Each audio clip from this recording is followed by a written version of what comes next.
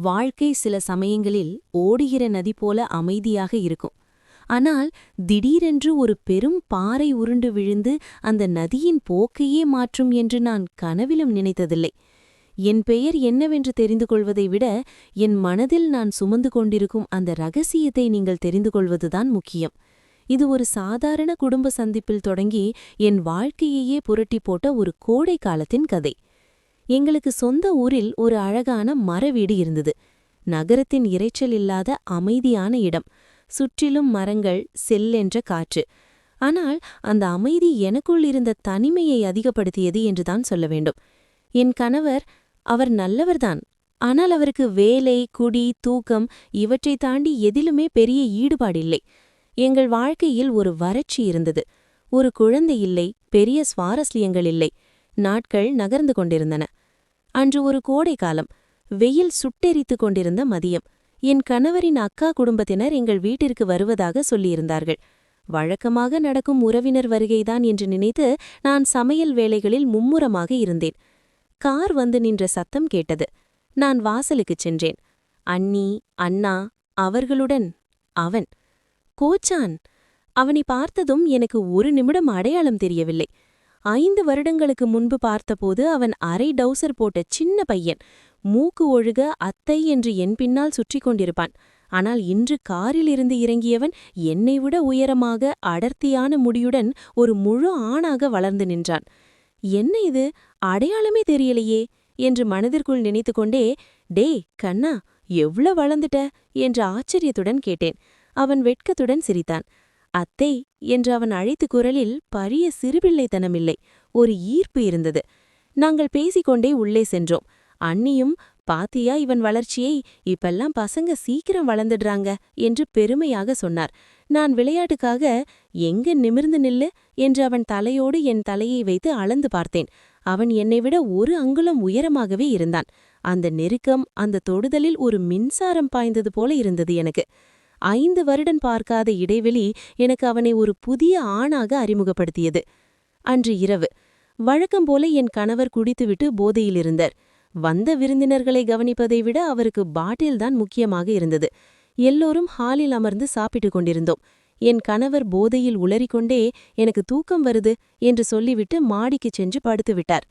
அண்ணியும் அண்ணனும் பயண களைப்பில் நாங்களும் தூங்குகிறோம் என்று சொல்லிவிட்டு கீழே உள்ள அறையில் படுத்துவிட்டார்கள்.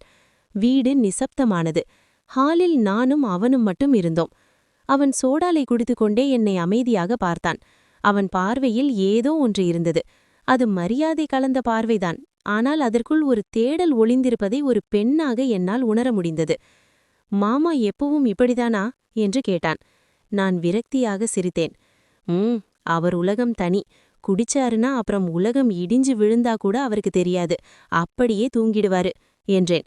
அந்த அமைதியை உடைக்க நினைத்து, சரி நீயும் போய் படு, மாடி ரூம்ல மாமா கூட படுத்துக்கோ, நான் போர்வையை எடுத்துட்டு வரேன் என்று சொல்லிவிட்டு எழுந்தேன். அலமாரி மேலே இருந்த அறையில் போர்வைகள் வைக்கப்பட்டிருந்தன. நான் மேலே ஏறி அவற்றை எடுக்க முயன்றேன். அவன் எனக்கு உதவி செய்வதற்காக பின்னால் வந்தான். அத்தை, நான் வேணா எடுக்கவா என்றான். பரவாயில்லடா, நான் எடுக்கிறேன் என்று சொல்லிவிட்டு எக்கி அந்த போர்வையை இழுத்தேன். விதி அங்கேதான் விளையாடியது. போர்வையை இழுத்த வேகத்தில் நான் நிலை தடுமாறி பின்னோக்கி விழுந்தேன். கீழே விழாமல் இருக்க அவன் என்னை அப்படியே தாங்கி பிடித்தான். அந்த கணம் காலம் உறைந்தது போல இருந்தது. நாங்கள் இருவரும் அந்த போர்வை குவியலுக்குள் விழுந்தோம். என் உடல் முழுவதுமாக அவன் மீது சாய்ந்திருந்தது. அவன் கைகள் தவறுதலாக என் மார்பின் மீது பட்டன. நான் அதிர்ச்சியில் முறைந்து போனேன். டேய், என்னடா பண்ற என்று அதட்டுவதற்குள் அவன் கைகள் அங்கிருந்து விலகவில்லை. அவன் கண்களில் ஒரு வெறி தெரிந்தது. அத்தை, இது பந்து மாதிரி இருக்கு என்று அவன் உளறிய வார்த்தைகள் என் காதுகளில் விழுந்தன. நான் அவனை தள்ளிவிட முயன்றேன். டேய் லூசு பயலே, இது பந்தில்லடா, விடுகா என்று சொன்னேன். ஆனால் என் குரலில் கண்டிப்பை விட ஒரு நடுக்கமே அதிகம் இருந்தது. பல வருடங்களாக வறண்டு போன என் வாழ்க்கையில் இந்த தொடுதல் ஒரு தாகத்தை தூண்டியது என்பதை நான் மறுக்க முடியாது. அவன் விடரில்லை. இல்லத்தே, இது வேற மாதிரி இருக்கு, நான் விளையாடணும் என்று அவன் குழந்தை போல அடம் பிடித்தான். ஆனால் அவன் செய்தது பெரியவர்களின் செயல். ஒரு கட்டத்தில் என் எதிர்ப்புகள் குறைந்தன. என் கணவர் பக்கத்து அறையில் கும்பகர்ணன் போல தூங்கிக் கொண்டிருக்க, கீழே அவர் பெற்றோர்கள் அயர்ந்து தூங்க, இங்கே மாடியில் ஒரு விபரீதம் நிகழ்ந்து கொண்டிருந்தது. என் மண்சாட்சி ஒரு பக்கம் கதறினாலும் என் உடல் பலவீனப்பட்டது. டேய், இது தப்புடா, யாராவது பார்த்தா என்ன நினைப்பாங்க என்று நான் முணுமுணுத்தேன். யாரும் பார்க்க மாட்டாங்க அத்தே, மாமாதான் தூங்கிட்டாரே என்றான் அவன். அந்த இரவு உறவுகள் உடைந்து போன இரவு. அவன் கேட்டான் என்று சொல்வதை விட நான் அனுமதித்தேன் என்பதே உண்மை. நாங்கள் வரம்புகளை மீறினோம். அந்த விளையாட்டு முடிந்ததும் நான் சுயநினைவுக்கு வந்தேன். குற்ற உணர்ச்சி என்னை சூழ்ந்தது. டேய், இங்க நடந்த எதையும் யார்கிட்டையும் சொல்லிடாத, இது நமக்குள்ளேயே இருக்கட்டும், இது தப்பு, இனிமே இப்படி நடக்கக்கூடாது என்று அவன்கிட்ட சத்தியம் வாங்கினேன். அவனும் சரி அத்தை, சொல்ல மாட்டேன் என்று தலையாட்டினான். மறுநாள் காலையில் அவர்கள் கிளம்பினார்கள். என் கணவர் போதை தெளிந்து எழுந்தார். எதுவும் நடக்காதது போல நான் அண்ணியிடம் விடை பெற்றேன். கார் கிளம்பும்போது அவன் என்னை ஜன்னல் வழியாக பார்த்தான். அந்த பார்வையில் ஒரு ரகசிய குறியீடு இருந்தது. நாட்கள் நகர்ந்தன. அந்த சம்பவம் ஒரு கனவு போல மறைந்துவிடும் என்று நினைத்தேன். ஆனால் விதி வேறு திட்டம் வைத்திருந்தது.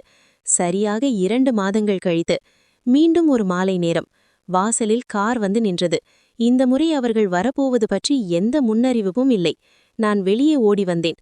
அண்ணன், அண்ணி, அவன் எல்லோரும் நின்றிருந்தார்கள். என்ன அண்ணி, சொல்லாம கொள்ளாம என்று கேட்டேன். இல்லம்மா, டிராஃபிக்ல மாட்டிக்கிட்டோம், நைட் ஆயிடுச்சு, சரி உன் வீட்ல தங்கிட்டு போலாம்னு வந்தோம் என்றார் அண்ணி. எனக்கு தூக்கி வாரி போட்டது. என் கணவர் இன்றும் வெளியூர் சென்றிருந்தார் அல்லது குடித்துவிட்டு எங்கோ கிடந்தார், சரியாக நினைவில்லை. வீடு மீண்டும் தனிமையாக இருந்தது. அவன் என்னை பார்த்து சிரித்தான். அந்த சிரிப்பில் நான் திரும்பி வந்துவிட்டேன் என்ற செய்தி இருந்தது. நான் அவனை தனியாக கூப்பிட்டேன். டேய், ஏண்டா வந்த? அன்னைக்கே சொன்னேன்ல, இதெல்லாம் தப்புன்னு, மறந்துருன்னு என்று கடிந்து கொண்டேன். அவன் சற்றும் தயங்காமல், அத்தை, என்னால மறக்க முடியல, எனக்கு பசிக்குது என்று இரட்டை அர்த்தத்தில் சொன்னான். நான் அவனை அதட்டினேன். பசித்தா சோறு இருக்கு, போய் சாப்பிடு. எனக்கு அந்த சோறு வேண்டாம் அத்தை, எனக்கு நீங்கதான் வேணும் என்று என் கையை பிடித்தான். என் மனதிற்குள் இருந்த அந்த பலவீனம் மீண்டும் தலை தூக்கியது. அவன் வற்புறுத்தினான் என்று சொல்வதை விட எனக்கும் அது தேவைப்பட்டது என்பதே நிதர்சனம். என் கணவர்கிட்ட கிடைக்காத அந்த நெருக்கம், அந்த துடிப்பு அவன்கிட்ட இருந்தது. நாங்கள் மீண்டும் தவறு செய்தோம். இந்த முறை அது விபத்தல்ல, திட்டமிட்ட தவறு. குளியலறை, தோட்டம் என்று எங்கள் வரம்புகள் விரிந்தடைந்தன. ஒவ்வொரு முறையும் இதுதான் கடைசி என்று நான் எனக்குள் சொல்லிக் கொண்டிருந்தேன். ஆனால் அது தொடர்ந்து கொண்டிருந்தது. ஒரு நாள் தோட்டத்தில் நான் வேலை செய்து கொண்டிருந்தேன். வியர்வை கொட்ட விறகுகளை அடுக்கிக் கொண்டிருந்தேன். அவன் அங்கே வந்தான். நான் அணிந்திருந்த உடை, என் வியர்வை அவனுக்கு மீண்டும் அந்த ஆசையை தூண்டியது. அத்தை என்று அவன் பின்னால் வந்து நின்றான்.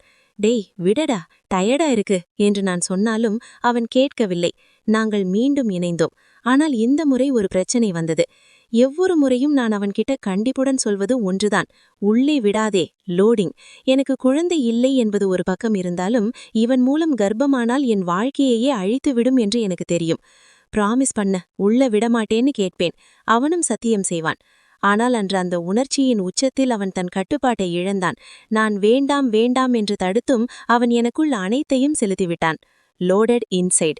எனக்கு உலகமே உருண்டது போல இருந்தது. அவனை பிடித்து தள்ளினேன். டேய், அறிவிருக்கா? உனக்கு எத்தனை தடவை சொன்னேன், பிராமிஸ் பண்ணினியேடா என்று கத்தினேன். எனக்கு அழுகையே வந்துவிட்டது. இது விளையாட்டல்ல, இது என் வாழ்க்கை. நாளைக்கு எனக்கு குழந்தை உருவாகியிருந்தால் என் கணவருக்கு நான் என்ன பதில் சொல்வேன்? உலகம் என்னை காரி உமிழுமே. அவன் பயந்து போய் நின்றான். சாரி அத்தை, என்னால கண்ட்ரோல் பண்ண முடியல, தெரியாம நடந்துருச்சு என்று முணுமுணுத்தான். தெரியாமையாடா? ஒவ்வொரு தடவையும் இப்படியே சொல்லிட்டு இருக்கியே, இனிமே என்கிட்ட பேசாத, என் மூஞ்சில முழிக்காத, போயிடு என்று அவனை திட்டி தீர்த்தேன். அவன் தலை குனிந்து நின்றான். அந்த இரவு எனக்கு நரகமாக இருந்தது. கண்ணாடியில் என் முகத்தை பார்த்தேன். அதில் தெரிந்தது பழைய நான் அல்ல, காமத்திற்காக கௌரவத்தை இழந்த ஒரு பெண், என் கணவருக்கு துரோகம் செய்த பாவி. அவன் இன்னும் குழந்தையாக இருக்கலாம், ஆனால் நான் வயது வந்தவள்தானே. நான் தடுத்திருக்க வேண்டாமா? அவனை வளரவிட்டது என் தவறுதானே. குற்ற உணர்ச்சி என்னை அரித்தது. அவன் மீதிருந்த கோபத்தை விட என் மீதிருந்த அருவருப்பு அதிகமானது. காலையில் நான் எதுவும் பேசாமல் இருந்தேன். அவன் என் முகத்தை பார்க்க பயந்து ஒதுங்கி நின்றான். அவர்கள் கிளம்ப தயாரானார்கள். அவன் கடைசியாக என்னிடம் வந்து, சாரி அத்தை, இனிமே இப்படி நடக்காது என்றான். நான் அவனை ஏறிட்டு பார்த்தேன். இனிமே நடக்காதுதான், ஏன்னா இனிமே நாம தனியா இருக்க போறதில்ல, நீ கிளம்பு என்று விரக்தியாக சொன்னேன். கார் கிளம்பியது. தூசியை கிளப்பிக் கொண்டு அவர்கள் சென்றார்கள். நான் மீண்டும் அந்த பெரிய வீட்டில் தனித்து விடப்பட்டேன். ஆனால் இந்த முறை தனிமை மட்டுமல்ல, ஒரு பெரிய பயமும் அழியாத பாவமும் என் கூடவே தங்கிவிட்டது.